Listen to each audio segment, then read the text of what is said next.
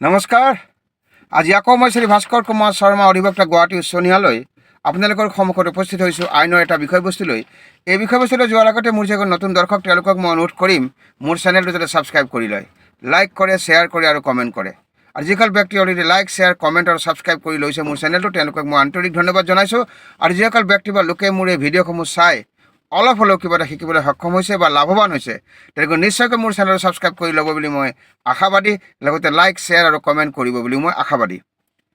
এতিয়া মই এটা বিনম্ৰ অনুৰোধ জনাম আপোনালোকক, আৰু সেইটো হৈছে যিসকল ব্যক্তিয়ে মোৰ এই ভিডিঅ'সমূহ চায় তেওঁলোকে যাতে ভিডিঅ'সমূহ শেষলৈকে চায়, আৰু এটা শেষ কৰি বা সমাপ্ত কৰি যাতে নাচায় আৰু স্কিপ কৰি যাতে নাচায়। তেনেদৰে চালে বিষয়বস্তুটো বুজাত অলপ জটিল হ'ব পাৰে, কঠিন হ'ব পাৰে, কাৰণ আপোনালোকে সকলোৱে জানে আইনৰ বিষয়বস্তুবিলাক অলপ আওপকীয়া আৰু জটিল। এতিয়া আহিছোঁ আজিৰ বিষয়বস্তুলৈ। আজিৰ বিষয়বস্তুটো হৈছে প্ৰাইভেচি, অৰ্থাৎ গোপনীয়তা। আপোনাৰ প্ৰাইভেচি যদি কোনোবা ব্যক্তিয়ে নষ্ট কৰে, ভায়োলেট কৰে, তেনেকুৱা পৰিস্থিতিত আইনে আপোনাক ছেফগাৰ্ড দিবনে, বা আইনত কিবা শাস্তিৰ ব্যৱস্থা আছে নেকি? এই বিষয়ে মই আজি চমুকৈ আলোচনা কৰিম।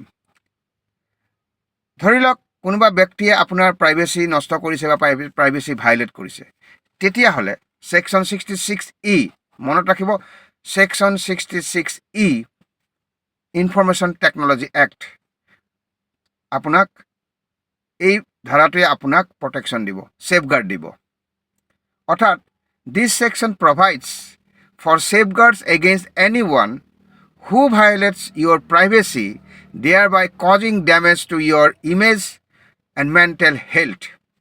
যদি কোনোবা ব্যক্তিয়ে আপোনাৰ প্ৰাইভেচি নষ্ট কৰিছে, যাৰ ফলস্বৰূপে আপোনাৰ ইমেজ নষ্ট হৈছে, মেণ্টেল হেৰাছমেণ্ট হৈছে, তেনেকুৱা পৰিস্থিতিত ছেকশ্যন 66E ইনফৰমেশ্যন টেকন'লজি এক্টে আপোনাক ছেফগাৰ্ড দিব।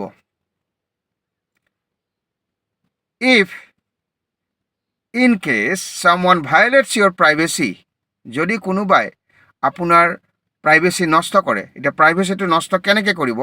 বাই আইডাৰ কেপচাৰিং ইউ অৰ লেটিং ইয়ৰ কেপচাৰ্ড ইমেজ অৰ ভিডিঅ' গ' out in the public domain. যদি কোনোবা ব্যক্তিয়ে আপোনাৰ প্ৰাইভেচি নষ্ট কৰিছে, ভায়োলেট কৰিছে, কেনেদৰে কৰিছে?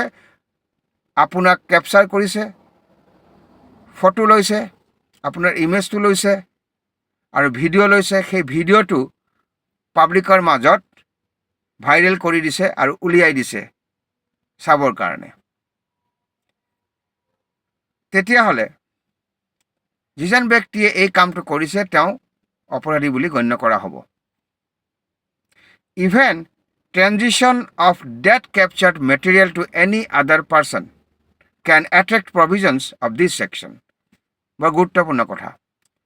ট্ৰেনজিশ্যন অফ ডেট কেপচাৰ্ড মেটেৰিয়েল, যিটো ফটো মাৰিলে আপোনাৰ, সেইটো যদি ট্ৰেনজিট কৰে টু এনি আদাৰ পাৰ্চন, বেলেগক, তেতিয়াহ'লে এই ছেকশ্যনটোৱে আপোনাক ছেফগাৰ্ড দিব। এতিয়া আইনত কি কোৱা আছে? আইনত এইটো স্পষ্টকৈ উল্লেখ আছে, whoever intentionally or knowingly captures, publishes or transmits the image of a private area of any person without his or her consent under circumstances violating the privacy of that person. মনত ৰাখিব, আইনত কৈছে যদি কোনোবা ব্যক্তিয়ে ইণ্টেনশ্যনেলি আৰু নয়িংলি, তেওঁ জানে কথাটো, তেওঁৰ নলেজত আছে, কেপচাৰ কৰিছে আপোনাৰ ইমেজ কৰি, সেই যিটো ইমেজ আপোনাৰ কেপচাৰ কৰিছে, মাৰিছে, ফটো মাৰিছে বা ভিডিঅ' কৰিছে, সেই কণ্টেণ্টটো যদি তেওঁ পাব্লিছ কৰি দিয়ে, ট্ৰেন্সমিট কৰি দিয়ে of A private area of any person, যে ফটো যে মাৰিছে, ইমেজটো যে কেপচাৰ কৰিছে, সেইটো কিন্তু আপোনাৰ প্ৰাইভেট এৰিয়া হ'ব লাগিব, আপোনাৰ শৰীৰৰ প্ৰাইভেট এৰিয়া হ'ব লাগিব। সেইকাৰণে কৈছে image of A private area of any person, আপোনাৰ শৰীৰৰ প্ৰাইভেট পাৰ্ট বা প্ৰাইভেট এৰিয়া হ'ব লাগিব, আপোনাৰ কনচেণ্ট নোহোৱাকৈ। আৰু violating privacy of that person, আৰু যাৰ ফলস্বৰূপে আপোনাৰ প্ৰাইভেচিটো ভাইলেট হৈছে। এতিয়া মই আকৌ এবাৰ কৈ দিছোঁ, আইনত স্পষ্টকৈ উল্লেখ আছে, whoever intentionally or knowingly captures, publishes or transmit the image of a private area of any person without his or her consent. অৰ্থাৎ কোনোবা ব্যক্তিয়ে জানি শুনি ইণ্টেনশ্যনেলি বা তেওঁৰ নলেজত আছে, যদি আপোনাৰ প্ৰাইভেট এৰিয়া, আপোনাৰ যদি প্ৰাইভেট এৰিয়া, শৰীৰৰ যদি প্ৰাইভেট এৰিয়া এটা কেপচাৰ কৰে, পাব্লিছ কৰে বা ট্ৰেন্সমিট কৰে আপোনাৰ কনচেণ্ট নোহোৱাকৈ, তেতিয়াহ'লে সেই ব্যক্তিজনে আপোনাৰ প্ৰাইভেচি নষ্ট কৰিছে আৰু ভাইলেট কৰা বুলি ধৰি লোৱা হ'ব। আৰু তেনেকুৱা পৰিস্থিতিত যিজন ব্যক্তিয়ে এই কামটো কৰিছে তেওঁৰ পানিছমেণ্ট হ'ব পাৰে। এতিয়া কথা হৈছে তেওঁৰ পানিছমেণ্ট কিমান হ'ব। তেওঁৰ কাৰাবাস হ'ব পাৰে, 3 বছৰ পৰ্যন্ত কাৰাবাস হ'ব পাৰে আৰু জৰিমনা হ'ব পাৰে, কিন্তু সেই জৰিমনা 2 লাখতকৈ কম হ'ব নোৱাৰে আৰু জৰিমনা বা কাৰাবাস দুয়োটাই একেলগে চাইমুলটেনিয়াছলি হ'ব পাৰে। আৰু এটা কথা মনত ৰাখিব, এই অফেন্সটো কিন্তু বেইলেবল অফেন্স।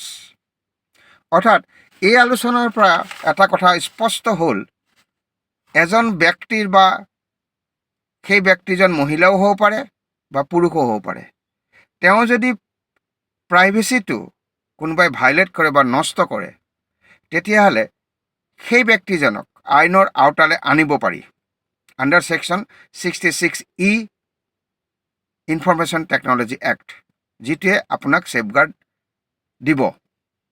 অৰ্থাৎ যদি কোনোবা ব্যক্তিয়ে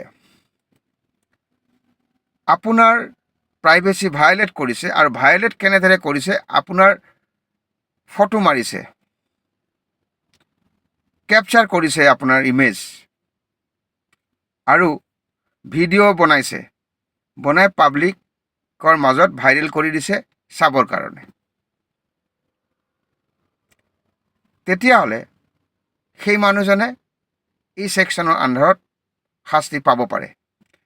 আৰু মনত ৰাখিব, যদি কেপচাৰ কৰা ইমেজটো বা মেটেৰিয়েলটো তেওঁ যদি ট্ৰেন্সমিট কৰি দিয়ে বেলেগ এজন ব্যক্তিক পঠিয়াই দিয়ে, তেতিয়াও কিন্তু এই ছেকশ্যনৰ আওতালে আনি সেই ব্যক্তিজনক শাস্তি দিব পাৰি।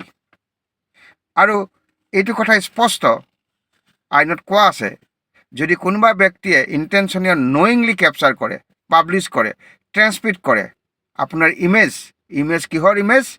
Image of A private area of any person, private এৰিয়াৰ ইমেজ হ'ব লাগিব, তেতিয়াহ'লে আপোনাৰ প্ৰাইভেচি নষ্ট কৰা বুলি ধৰি লোৱা হ'ব আৰু সেই ব্যক্তিজনক আইনৰ আওতালৈ আনি under section 66E information technology actor আধাৰত শাস্তি বিহাৰ ব্যৱস্থা আছে। আৰু ইয়াৰ শাস্তি হৈছে কাৰাবাস, which may extend to 3 years, আৰু জৰিমনা, যিটো 2 লাখতকৈ কম হ'ব নোৱাৰে, আৰু জৰিমনা আৰু কাৰাবাস দুয়োটাই হ'ব পাৰে। আৰু কিন্তু এই অফেন্সটো বেইলেবল অফেন্স। আজি এই আলোচনাৰ পৰা অলপ হ'লেও আপোনালোক লাভৱান হৈছে বুলি মই আশা ৰাখিছোঁ। অহা খণ্ডটিত আৰু এটা নতুন বিষয়বস্তু লৈ মই শ্ৰী ভাস্কৰ কুমাৰ শৰ্মা, অধিবক্তা, গুৱাহাটী উচ্চ ন্যায়ালয়, পুনৰবাৰ আপোনালোকৰ সন্মুখত উপস্থিত হ'ম। আজিলৈ বিদায় মাগিছোঁ। নমস্কাৰ।